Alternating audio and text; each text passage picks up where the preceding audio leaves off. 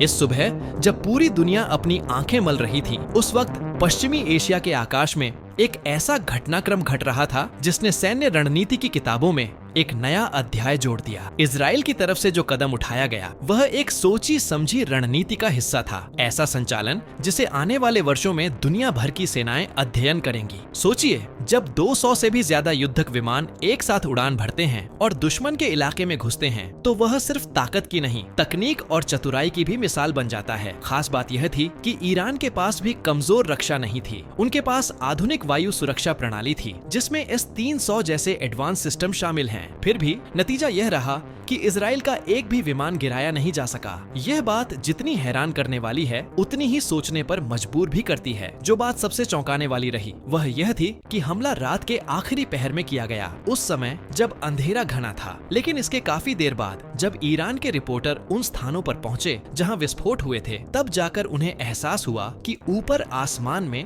अब भी इजरायली विमान चक्कर काट रहे हैं। यह दृश्य ईरान की राष्ट्रीय मीडिया ने भी दिखाया और यही वह पल था जब वहां की खुद की सरकारी समर्थक मीडिया ने सवाल उठाने शुरू कर दिए। यह एक असामान्य दृश्य था। एक ऐसा सिस्टम जो हमेशा सरकार के सुर में बोलता है, वह खुद पूछ रहा था कि हमारी वायु रक्षा ताकत कहाँ है। हम सिर्फ कैमरा उठाए हुए खड़े हैं और दुश्मन के विमान अब भी हमारे सिर के ऊपर उड़ रहे हैं। यह पूरा अभियान इतना व्यवस्थित और गुप्त रूप से संचालित किया गया कि कुछ घंटों तक पूरे देश का हवाई क्षेत्र जैसे एक अदृश्य पंजे में कैद हो गया। इसका नेतृत्व किया उस विमान ने जिसे दुनिया F-35 के नाम से जानती है। अक्सर कहा जाता है कि इसकी रेंज सीमित है, यह बहुत ज्यादा हथियार लेकर नहीं जाता या डॉग फाइट में पीछे रह जाता है। लेकिन आज इन सभी बातों पर मिट्टी डाल दी गई। आज साबित हो गया कि असली ताकत उस विमान की होती है जो दिखाई न दे, लेकिन असर इतना डाले कि दुश्मन की पूरी प्रणाली जाम हो जाए। इजराइल जानता था कि इस बार सिर्फ एक दो जगह हमला करना पर्याप्त नहीं होगा।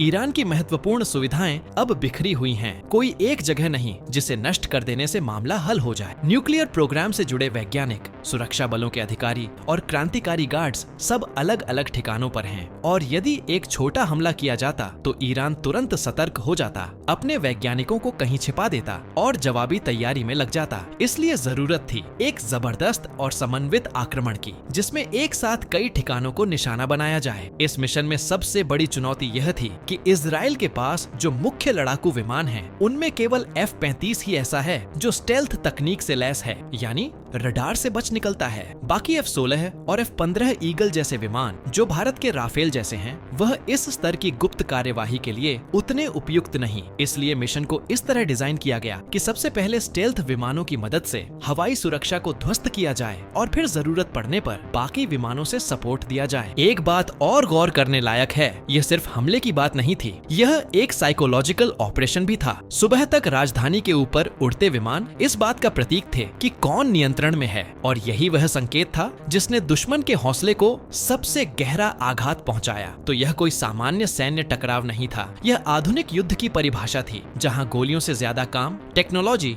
गुप्त रणनीति और मानसिक दबाव से होता है। और आज जिसने भी F-35 की ताकत को कम आंका था, शायद वो अपने विचारों को पूरी तरह से दोबारा लिख रहा होगा। जब पूरी दुनिया को यह लग रहा था कि ईरान की सुरक्षा व्यवस्था लोहे की दीवार जैसी है, उसी वक्त कुछ ऐसा घटा जिसने सब कुछ बदल दिया। ईरान के पास सुखोई जैसे उन्नत फाइटर जेट थे जिनकी क्षमताओं पर उन्हें गर्व था। उन्हें विश्वास था कि अगर कोई विदेशी विमान उनकी हदों में घुसेगा तो वो उसे पल भर में पहचान लेंगे और हवा में ही खत्म कर देंगे। लेकिन यही सबसे बड़ा भ्रम साबित हुआ यूं कि एक के बाद एक 40 स्टेल्थ फाइटर, यानी वो विमान जो किसी रडार की पकड़ में नहीं आते, सीधे ईरानी सीमा लांघ गए। ये कोई साधारण घुसपैठ नहीं थी। हर विमान ने अपने लिए एक अलग स्थान चुना, जैसे किसी घड़ी की सुइयों की तरह पूरी योजना सटीक थी। इनका पहला निशाना था ईरान के डिफेंस सिस्टम, यानी वो रडार केंद्र और निगरानी तंत्र जो देश की सुरक्षा की रीढ़ माने जाते हैं। एक के बाद एक सब चुपचाप नष्ट कर दिए गए। कोई अलार्म नहीं, कोई जवाबी हमला नहीं, जैसे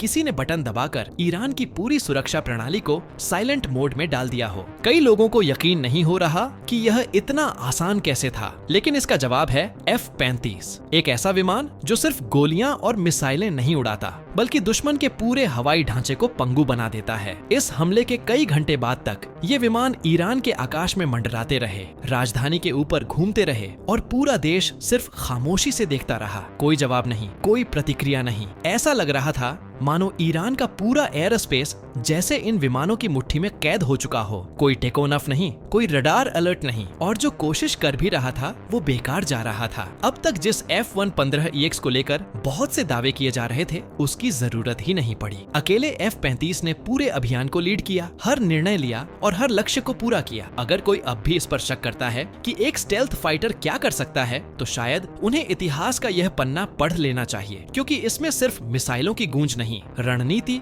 और साइकोलॉजी का भी विस्फोट हुआ है। जब आसमान में ईगल दहाड़ा तो जमीन पर नताज जैसे ठिकाने थर्रा उठे। ये वही जगह थी जहां ईरान का सबसे गुप्त और संवेदनशील काम चल रहा था। एक ऐसा मिशन जिससे वो अपने सबसे बड़े हथियार को अंतिम रूप देने के बिल्कुल करीब पहुंच चुका था। लेकिन अब उस फैसिलिटी की हालत ऐसी हो चुकी है कि उसे देखकर यही कहा जा सकता है 90% से ज्यादा हिस्सा राख में बदल चुका है। कल्पना कीजिए, एक ऐसा देश जिसे पूरा अरब इलाका क्षेत्रीय ताकत मानता था, जिसे कहा जाता था कि इसकी मिलिट्री मिडिल ईस्ट की सबसे मजबूत ताकत है, वही देश आज बेबस खड़ा था। उसके पास न कोई जवाब था, न कोई विकल्प। यह जो पूरा अभियान चला, उसने दुनिया को सिर्फ एक सबक नहीं दिया, बल्कि आंखों के सामने एक हकीकत रख दी कि अगर तुम्हारे पास एयर स्पेस पर राज करने की क्षमता नहीं है, तो चाहे तुम्हारे पास हजारों सैनिक हों या बड़ी बड़ी मिसाइलें, सब व्यर्थ हैं। अब वो जमाना गया जब फाइटर जेट्स हवा में आपस में घूम घूम कर आमने सामने भिड़ते थे। वो डॉग फाइट वाला दौर अब इतिहास की किताबों में दर्ज हो चुका है। आज की लड़ाई है डोमिनेशन की, यानी